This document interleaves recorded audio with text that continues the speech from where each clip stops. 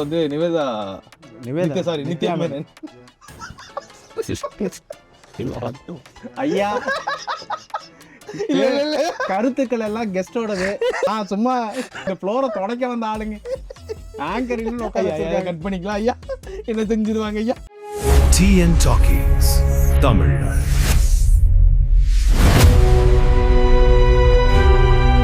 So எதிர்கட்சி தலைவர் உதயநிதி ஸ்டாலின் அவர்களோட ஃபில்மோகிராஃபி நம்ம பிளைண்ட் ரேங்கிங் பண்ண போகிறோம். ரெடியா நீங்கள்?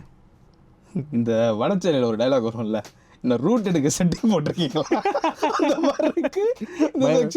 பயப்படாதீங்க, உங்களுக்கு நிறைய ஆதரவு வந்தாலும் வரும் எனக்கு.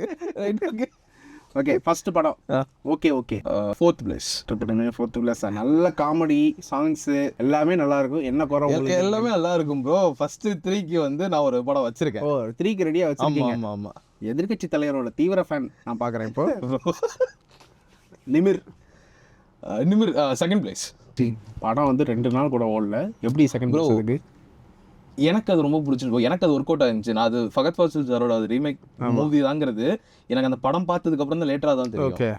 ஆனால் அந்த படம் வந்து கேரி பண்ணது இருக்கட்டும், அவங்க ஃபர்ஸ்ட் லவ் விஷயம், அந்த ஃபர்ஸ்ட் லவ் வந்து அதோட கடைசி கிளைமேக்ஸில் வந்து அந்த ஸ்க்ரால் ஓடும் போது ஒரு ஜஸ்டிஃபிகேஷன், அந்த போலீஸ்காரர் வந்து என் தெல்ல கட்டிட்டு போயிட்டா நீ பாட்டுக்குன்னும் போது அப்போ ஒரு பெரிய ஜஸ்டிஃபிகேஷன் இருந்துச்சு. அதே மாதிரி அவருக்கு அந்த செகண்ட் லவ் வரும்போதும் அதுவும் ப்ராப்பர் ஜஸ்டிஃபிகேஷன். அவங்க அண்ணன் கூட ஃபைட் நடக்கும்போது, சமுத்திரகனி சாரோட ஃபைட் நடக்கும். ஃபர்ஸ்ட் ஃபைட்ல வந்து அவர் வந்து ஸ்ட்ரெயிட்டா வேகமா போய் வந்து ஒரு ஆட்டோல மோதுவாப்ல. அது எல்லாமே ஜஸ்டிஃபிகேஷனா இருந்துச்சு. அது செருப்பு போடாம இருக்கிறது, திருப்பி செருப்பு வாங்க சொல்லும் போது போய் செருப்பு வாங்கிட்டு, அதெல்லாம் ஒரு மாதிரி ஒரு மாதிரி கூஸ்பம்ஸ் மொமெண்டா இருந்துச்சு. நான் ஓடிடில தான் பார்த்தேன், பட் ஒரு மாதிரி நல்லா இருந்துச்சு அந்த படம். மகேந்திரன் சார், பார்வதி நாயர் அவங்க பர்ஃபார்மன்ஸுமே ரொம்ப நல்ல பர்ஃபார்மன்ஸ் கொடுத்தாங்க. சரவணன் இருக்க பயமே, அவரே 10th பிளேஸ்ல தான் போற இந்த படத்தை. ஏன்னா ஆப்ஷன் இருக்கா உங்களுக்கு? நீங்களும் அந்த படத்தோட ஹேட்டரா? ஒரு சாங் பயங்கரமா இருக்கும் தெரியுமா ப்ரோ? சாங்ஸ் ஓகே ப்ரோ, ஹேட்டர்னு இல்லை ப்ரோ. எனக்கு அந்த படம் நான் பார்க்க இருக்கும்போது அந்த டைம்ல வந்த படங்கள் வருத்தப்படாத வாலிப சங்கம், ரஜினி முருகன், அந்த டைம்ல தான் அது வந்துச்சுன்னு நினைக்கிறேன். நான் அந்த ஃபீல் குட்ல இருக்குன்னு பார்த்தா திடீர்னு பேய் வருது. எனக்கு அது ஏத்துக்கவே முடியல கடைசி வரைக்கும். அது மட்டும் இல்லாம பிரியாணிக்கு பூண்டு ஊறுகா. ஓகே எனக்கு அந்த இது வந்து எனக்கு அது ஏத்துக்க முடியல. ஆனால் நல்லா தான் இருந்துச்சு காம்பினேஷன். நான் பிரியாணிக்கு பூண்டு ஊறுகா வச்சு சாப்பிட்டு பார்த்தேன், நல்லா தான். அப்போ உங்களுக்கு அந்த படம் பிடிச்சிருந்தது?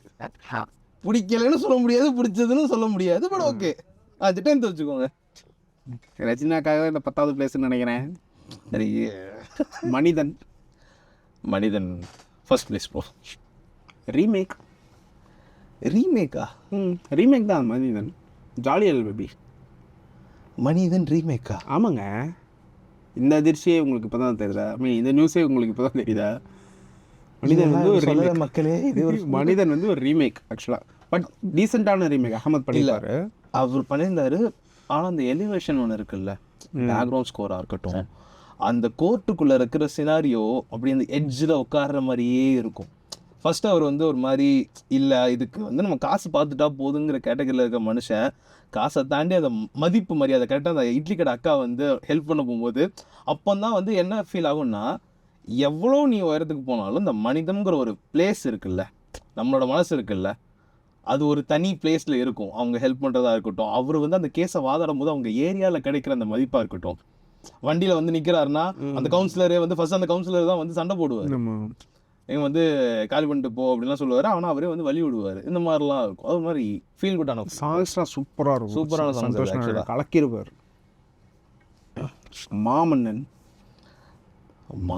ஐயோ, இதை நான் மிஸ் பண்ணிட்டேனே.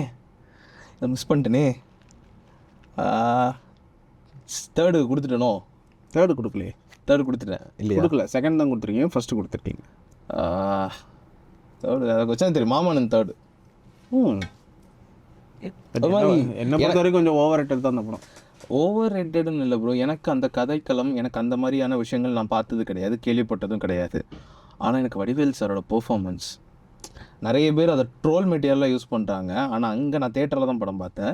எனக்கு வடிவேல் சார் அழுகும்போது அந்த பிளாக் அண்ட் ஒயிட்டில் கூட அந்த சீன் இருக்கும், அது அழுகும்போது லிட்டரலாக ஒரு மாதிரி நம்மளுக்கே ஒரு மாதிரி சோக்க ஆரம்பிச்சுது.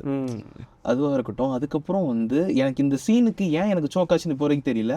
அந்த பண்ணி எல்லாத்தையும் வந்து அந்த நாய்ங்க கடிச்சு குதறி போட்டு அந்த சீன் எனக்கு அப்போ தான் அதோடைய இம்பார்ட்டன்ஸ் லைக் புரிய ஆரம்பிக்குது. இங்கே ஒரு கம்யூனிட்டினா இப்படி தான் வச்சுருக்காங்க, மேபி எனக்கு அதை வச்சு தான் வந்து இந்த மாதிரிலாம் நடக்குதுங்கிற ஒரு அறிவு வந்துச்சுன்னு நினைக்கிறேன் எனக்கு.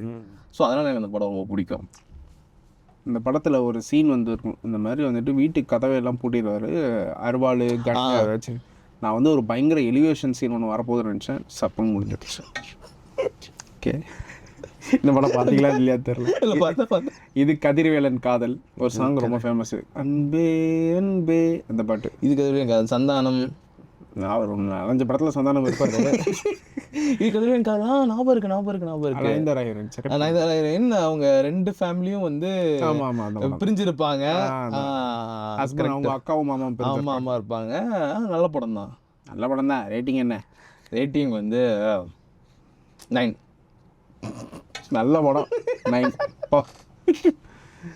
நெஞ்சுக்கு நீதி. ப்ரோ இதை மிஸ் பண்ணிட்டேன் ப்ரோ. ஐயோ நான் நிறைய படங்கள் மிஸ் பண்ணிட்டேன். எதிர்கட்சியோட தலைவரோட பாதி படத்தை இருந்தாலும் மிஸ் பண்ணி வச்சிருக்காரு. யாரையா நெஞ்சுக்கு நீதி 5 கொடுத்துட்டோம். 5 இல்லை 4 இருக்கா? 4 கொடுத்துட்டீங்க. ஓகே 5. பட் இந்த படமும் ஒரு ரீமேக். அது ரீமேக் தான். ஆர்டிகல் 15ஓட ரீமேக். தெரியல, பட் ஆனால் அதோட ரீமேக் தான் சொல்லிட்டு எனக்கு அதுவே வந்து சீமான் சார் ஒரு பேட்டியில் சொல்லும் போது எனக்குமே அது தெரியும்.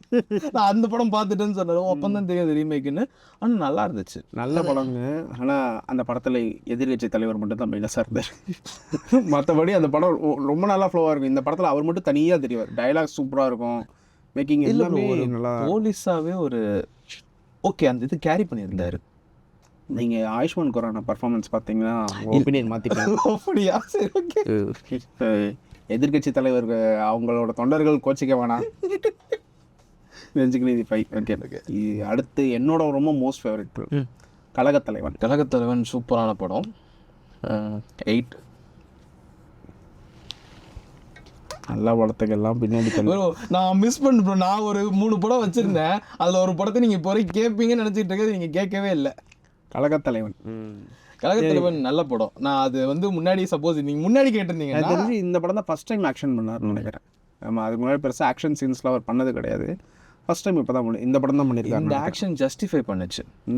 ஆரவ் மாதிரி ஒரு அதில் வந்து இது சொல்லுவாங்க, ஒரு ஆள் வந்து ஒரு மூவை 1000 தடவை ப்ராக்டிஸ் பண்ணுறது. அந்த ப்ரூஸ்லியோட லைன் எதுவும் அதே மாதிரி அவர் 6 அடிக்கும்போது ஹி வில் பி ப்ளீடிங். அந்த பிளட் எங்கேயோ ஒரு அடிபட்டு ப்ளீட் ஆகிட்டு இருப்பாப்புல. அவன் அதையும் சொல்லிட்டு வருவான், நீ இவ்வளோ நேரம் தான் இருப்ப, உனக்கு இதெல்லாம் சொல்லிட்டு வருவான்.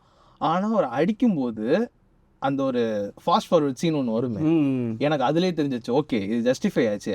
அடிக்கிறாரு ஒரு ஆள், அவன் அவ்வளோ பல்காக இருக்கான். இத்தனைக்கும் அந்த ஏதோ ஒரு கெமிக்கல் இதனால அங்கங்கன்னு எரிஞ்சிட்டுலாம் இருக்கும். அவ்வளோ பல்காக தான் ஸ்ட்ராங்காக இருப்பான். நிறைய பேருக்கு மேபி அதை ட்ரோலாக கூட பண்ணியிருக்கலாம் நிறைய பேர், ஆனால் அது ஜஸ்டிஃபை ஆன ஒன்று. ஒரு ஆள் இத்தனை வருஷமா ஒரு 30 வயசுக்கு மேலே காமிச்சிருப்பாங்க கண்டிப்பாக அவரை. ஒரே மூவை அத்தனை தடவை ப்ராக்டிஸ் பண்ண அவரால் கண்டிப்பாக அது முடியும். அது ஜஸ்டிஃபை ஆச்சு. அது எனக்கு ரொம்ப பிடிச்சிருந்துச்சு. 8. But sorry 8. Psycho first half நல்லா இருந்தது. 6. ஃபர்ஸ்ட் ஹாஃப்னு இல்லை, படம் ஒரு மாதிரி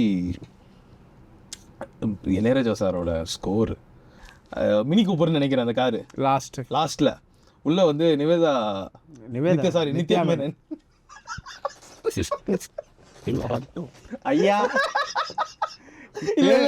கருத்துக்கள் எல்லாம் கெஸ்டோடது. சும்மா இந்த ஃப்ளோரை தொடக்க வந்த ஆளுங்க ஆங்கர் கட் பண்ணிக்கலாம் ஐயா, என்ன செஞ்சிருவாங்க ஐயா, இதை கட் பண்ணிக்கலாம். நித்யா மேனன் அவங்க கூட அந்த கார் ஓட்டும் போது அவருக்கு பார்த்தீங்கன்னா அந்த ஆக்ஷன்ஸு அவர் லெஃப்ட் ரைட் ஏதோ ஒன்று சொல்லுவாங்க, அது அந்த நீங்க முடியுமா அந்த பாட்டோட சேர்ந்து ஒரு மாதிரி நல்லா இருந்துச்சு. 6. ஸோ அடுத்த படம் டிஃபால்ட்டாக 7 தான் வரும்னு நினைக்கிறேன். இப்படை வெல்லும்.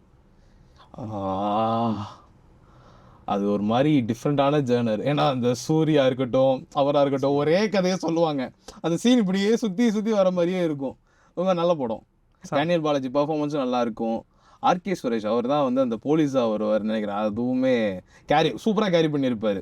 இவனை எப்படா மாட்ட வைக்கலான்னு பார்த்துட்டு இருப்பார், இவன் மாட்டிடுவான். ஆனால் இவன் பக்கம் நான் இருக்குன்னு தெரிஞ்சவொடனே அந்த மனுஷன் அங்கே அந்த என்கவுண்டர் பிளான் பண்ணுவார். It was quite amazing. அது நல்ல படம்.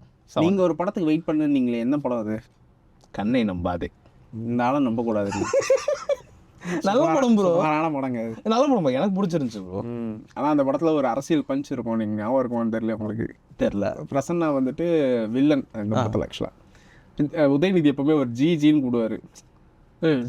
அவர் பெட்ரே பண்ணிட்டு வில்லன் அப்படிங்கிற மாதிரி ஒரு ட்விஸ்ட் ஒன்று இருக்கும். உதயநிதி தினகரன் சொல்லுவார், நீ ஜின்னு கூப்பிடும் போதே தெரியும் நீ எனக்கு ஆப்பு வைப்பண்ணு. இந்த அளவுக்கு டீட்டெயிலாக நான் பார்க்கல படம். ஓகே, ஸோ அந்த அளவுக்கு வந்துட்டு எதிர்கட்சி தலைவர் வந்துட்டு அப்பவே ஒரு அரசியல் அடித்தளம் போட்டிருக்காரு பிஜேபிக்கு எதிராக. ஓகே, ரொம்ப நல்ல ரேங்கிங் லிஸ்ட்டு.